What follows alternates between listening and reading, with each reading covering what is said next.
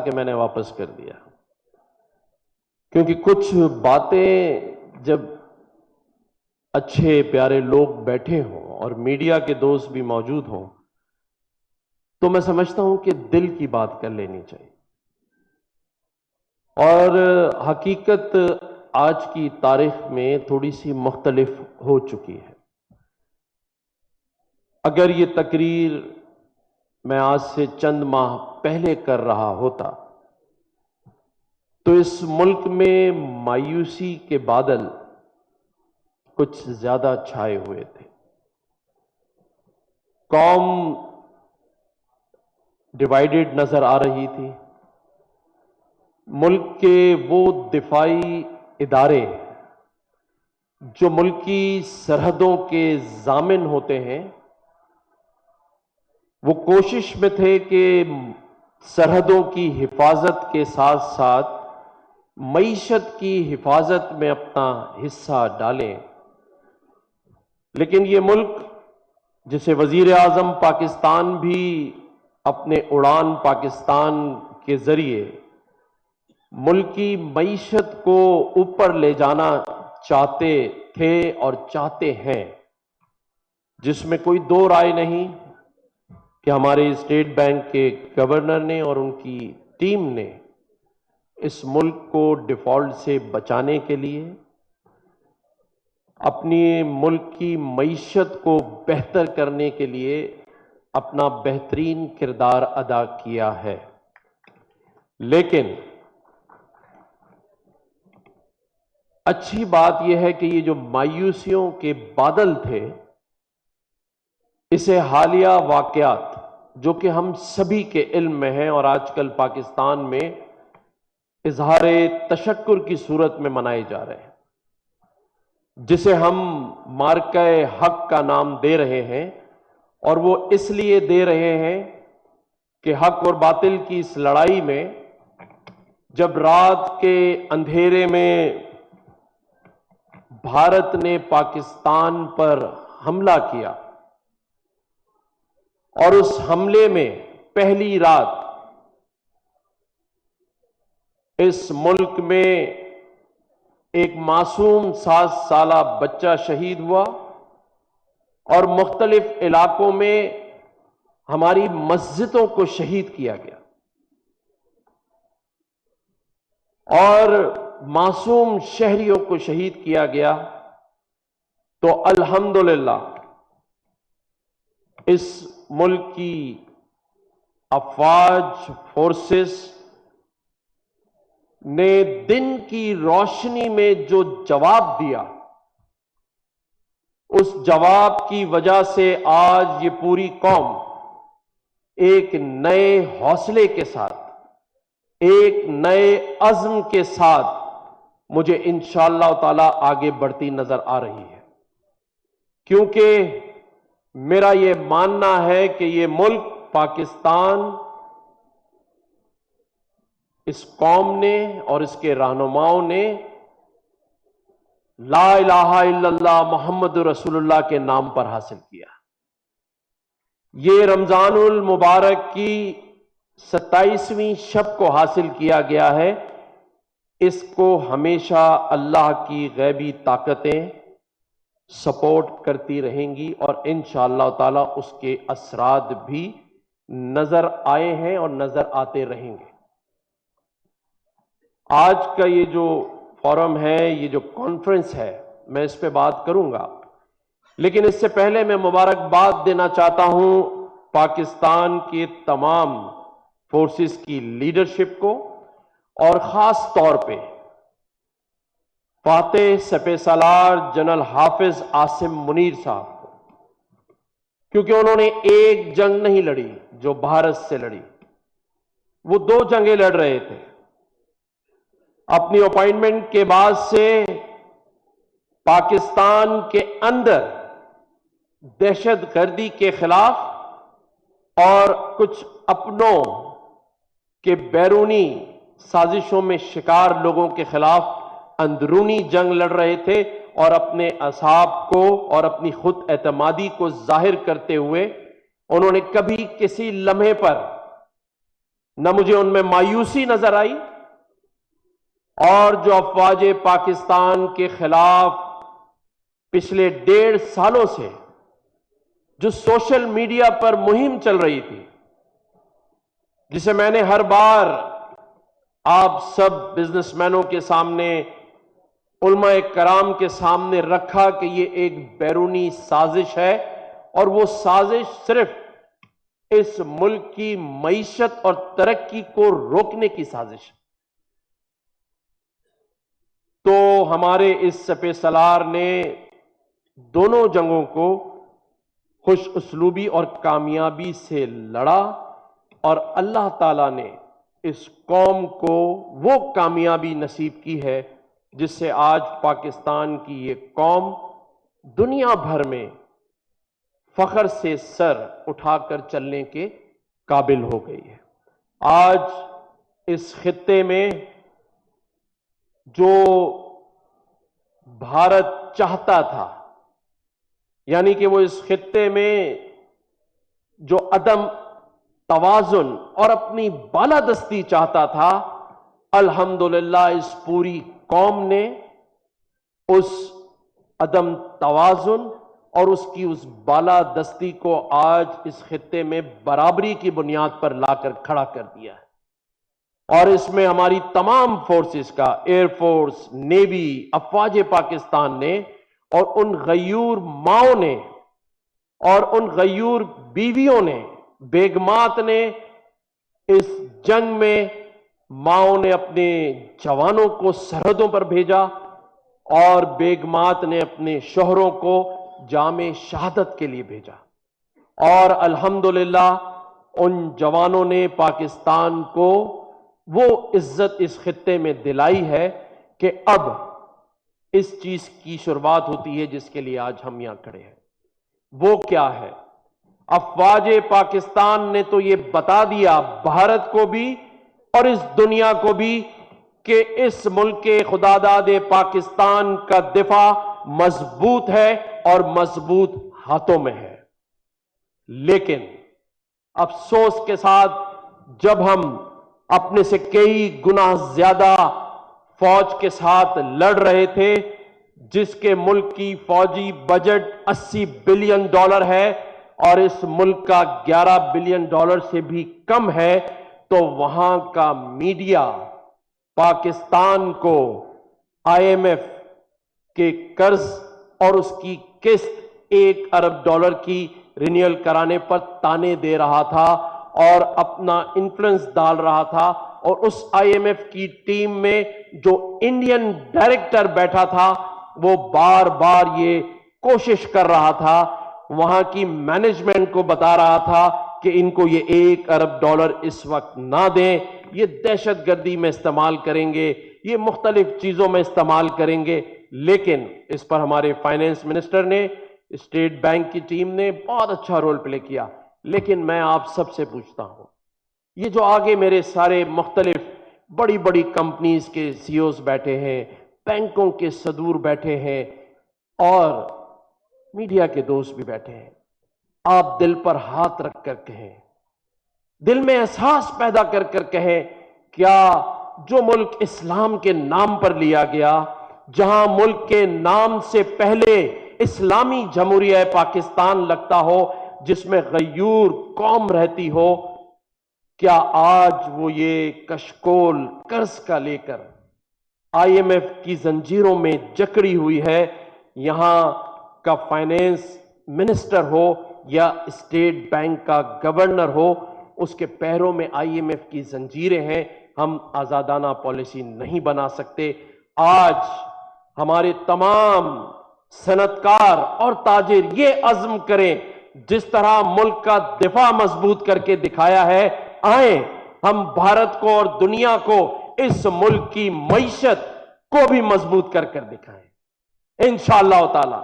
आए हम मिलकर इस मुल्क के सियासी इस्तेहकाम को भी ऐसा मजबूत कर कर दिखाएं कि अगली बार दुश्मन हमें इस माशी गुलामी का ताना ना दे।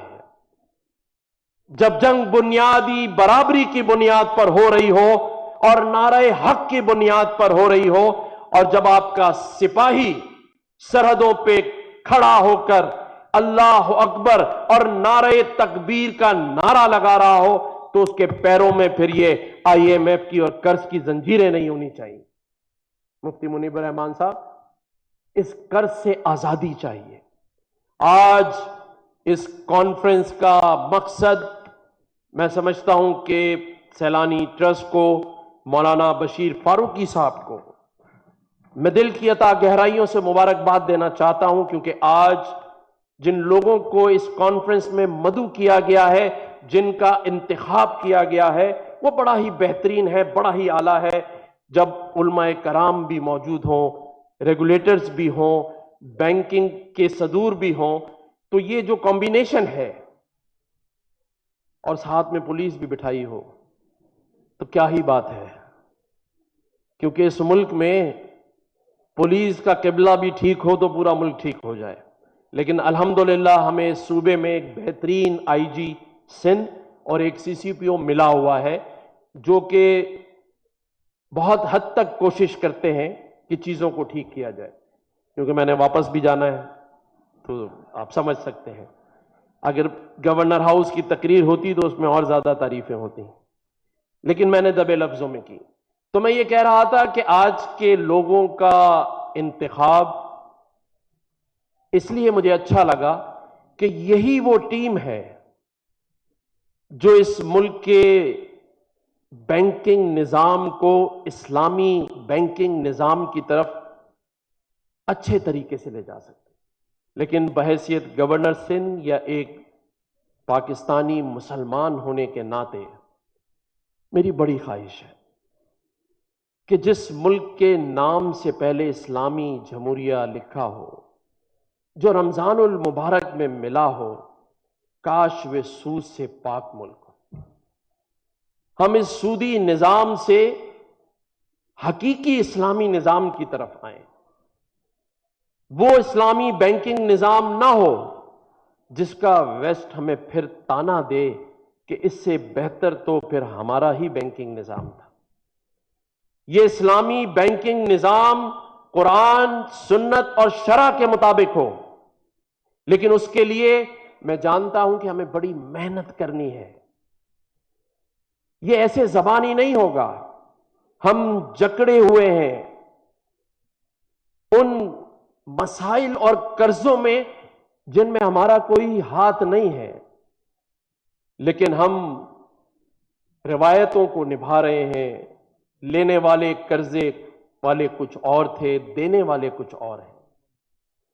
लेकिन क्या करें, ये मुल्क पाकिस्तान हम सबका है। हम इससे जान तो नहीं छुड़ा सकते। जिंदगी आपको कितना भी थका दे, लेकिन हमें खड़ा रहना पड़ेगा। जिंदगी हमें कितना भी थका दे, लेकिन हमें खड़ा रहना पड़ेगा, क्योंकि कुछ लोगों ने हम ही से टेक लगाए हुए हैं। कुछ लोगों ने हम ही से टेक लगाए हुए हैं। और अगर शायर कहता तो वो कुछ यूं कहता कि कैसे कह दूं कि मैं थक गया हूं, कैसे कह दूं कि मैं थक गया हूं, जाने किस किस का हौसला हो। तो ये जो 24 करोड़ लोग हैं, हम सब ये जो आगे बैठे हैं, इन 24 करोड़ लोगों का हौसला है।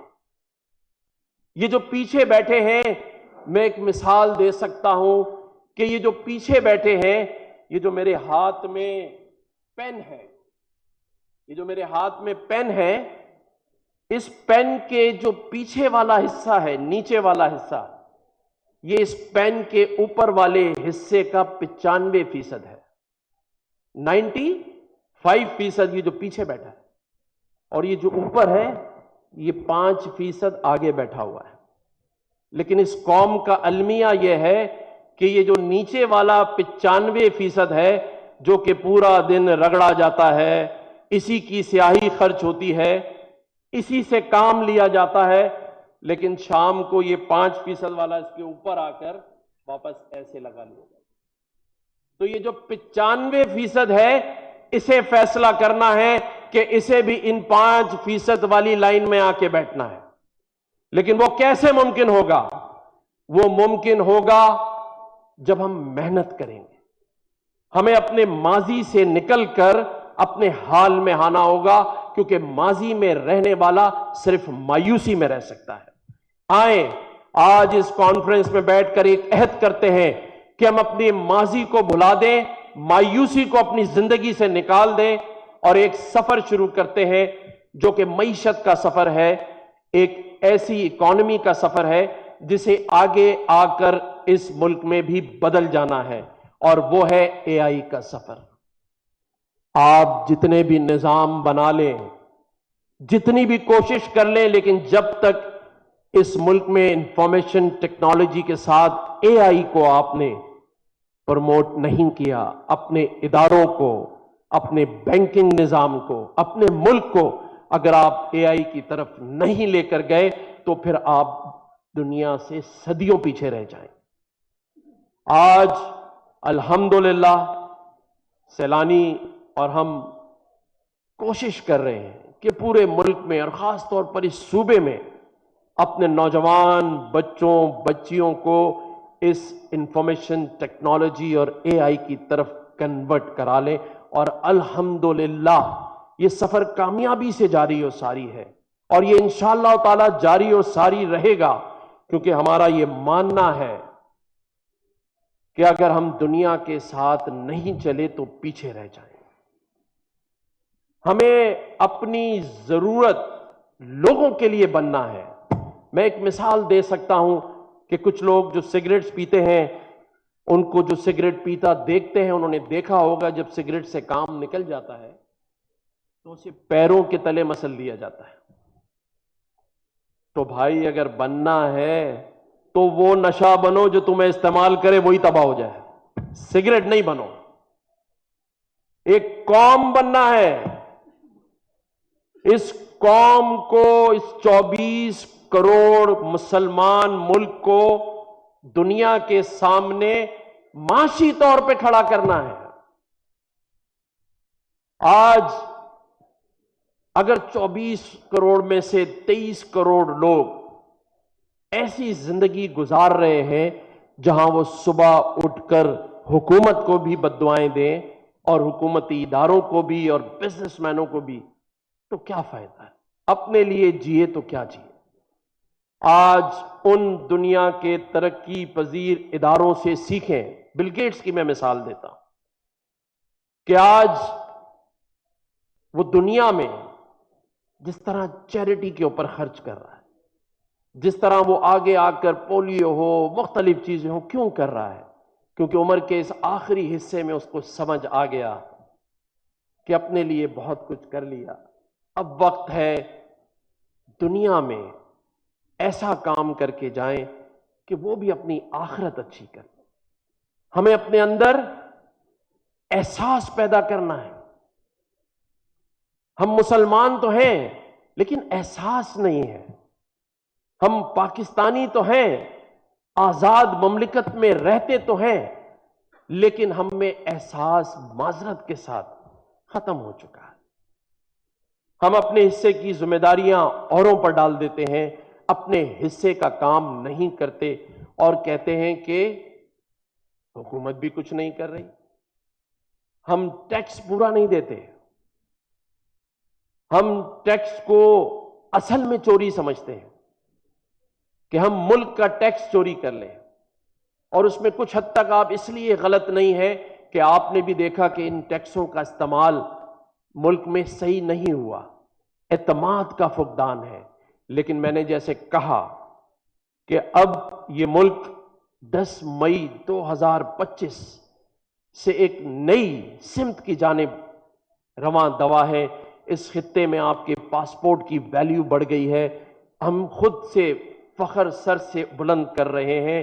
ہم میں ایک عزم آ گیا ہے کہ ہم نے اپنے سے 3 گنا زیادہ بڑی طاقت رکھنے والی افواج کے ملک کو دنیا میں سفارتی سطح پر اور افواجی سطح پر نصب و نابود کیا اللہ کی مدد سے.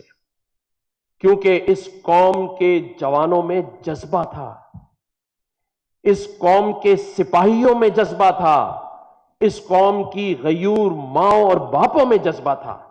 تو جب جذبے اور حوصلے سے 3 گنا زیادہ بڑی فوج سے جنگ جیت گئے،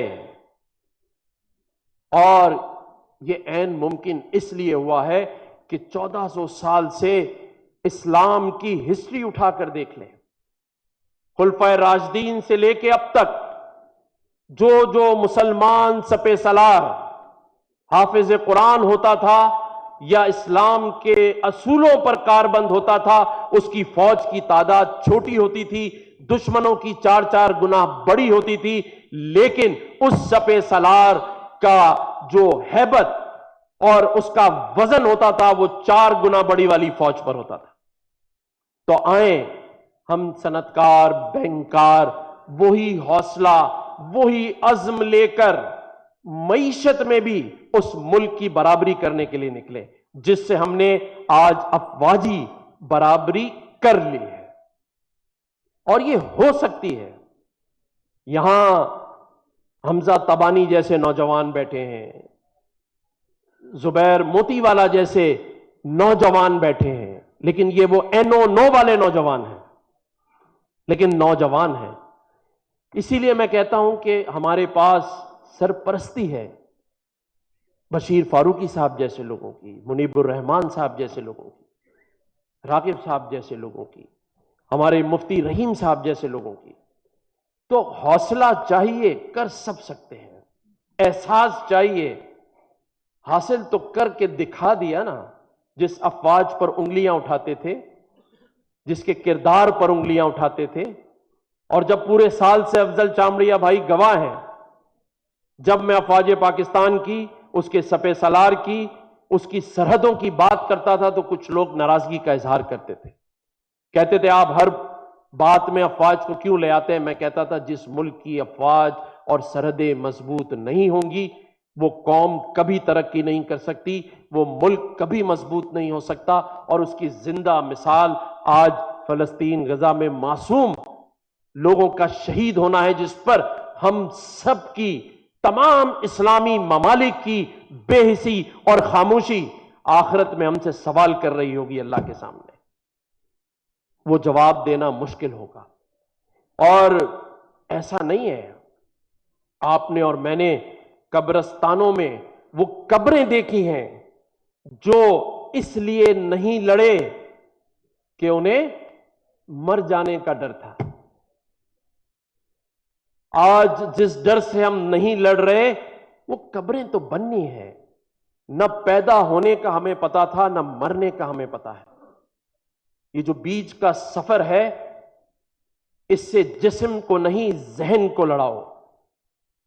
اپنے دل سے پوچھو کہ وہ معصوم فلسطینی مسلمان کیا آج اپنے لیے ہمیں یا ہمارے منتظر ہیں یا نہیں ہیں، اور اگر ہیں تو اس میں ہمارا کیا کردار ہے؟ کیا ہمیں اسرائیلیوں کا ڈر ہے؟ کیا ہمیں امریکیوں کا ڈر ہے؟ یا ہمیں مر جانے کا ڈر ہے؟ مرنے کے بعد تو قبر بنے گی، لیکن اگر شہید ہوتے ہیں تو پھر جنت میں گھر بنے گا۔ یہ میرا ایمان ہے اور تمام مسلمانوں کا ایمان ہے۔ لیکن خدا را احساس پیدا کر لیں، ہمیں احساس سے ہی زندہ ہونا ہے۔ شکاری بنے، شکار نہ بنے۔ اللہ تعالیٰ نے ہمیں سب کچھ دیا ہے، لیکن اب جو سمت ہمیں 10 مئی 2025 کو ملی ہے، اس سے پہلے جو میں شعر سنایا کرتا تھا، افضل چامڑیا صاحب اس پہ بہت مسکراتے تھے، وہ میں نے شاید اب ختم کر دینا ہے، کیونکہ میں 10 مئی 2025 سے پہلے کہتا تھا کہ ایک عمر سے فریب سفر کھا رہے ہیں ہم، ایک عمر سے فریب سفر کھا رہے ہیں ہم، معلوم ہی نہیں کہ کدھر جا رہے ہیں ہم۔ لیکن 2025 10 مئی کے بعد کیونکہ میں نے نہ 71 کی جنگ دیکھی، نہ 65 کی دیکھی، نہ میرے بچوں نے دیکھی ہے، لیکن یہ 2025 10 مئی کی راتیں اور وہ ہفتہ ہم سب نے اور اس نئی نسل نے دیکھا ہے کہ جنگ کیا ہوتی ہے اور اس کی بربادی کیا ہوتی ہے۔ تو اس نئے حوصلے کے بعد ہمیں سمت مل گئی ہے، اور میں یہ کہہ سکتا ہوں، IMF کے لیے شعر کہہ دیتا ہوں، کیونکہ اسٹیٹ بینک گورنر یہاں بیٹھے، کبھی جائیں تو میری طرف سے سنا دیں ترجمہ کر کے، کہ نہ ہم سفر نہ کسی ہم نشیں سے نکلے گا، نہ ہم سفر نہ کسی ہم نشیں سے نکلے گا، ہمارے پاؤں کا کانٹا ہم ہی سے نکلے گا۔ نہ IMF سے نکلے گا، نہ کسی بیرونی ہم سفر سے نکلے گا، یہ یہاں بیٹھے ہوئے سچے پاکستانیوں سے ہی نکلے گا۔ اور آخری شعر کے ساتھ کہ جب اپنا قافلہ عزم و یقین سے نکلے گا، جب اپنا قافلہ عزم و یقین سے نکلے گا، جہاں سے ہم چاہیں گے انشاءاللہ تعالی رستہ وہیں سے نکلے گا۔ اس بات کے ساتھ میں چاہتا ہوں کہ آئیں ہم سب مل کر بڑے جوش کے ساتھ، ولولے کے ساتھ، جب میں کہوں کہ نعرہ تکبیر، ایسے نہیں، نعرہ تکبیر، اللہ تعالیٰ پاکستان کا حامی و ناصر ہو، پاکستان پائندہ باد، اور پھر زور سے کہیں گے پاکستان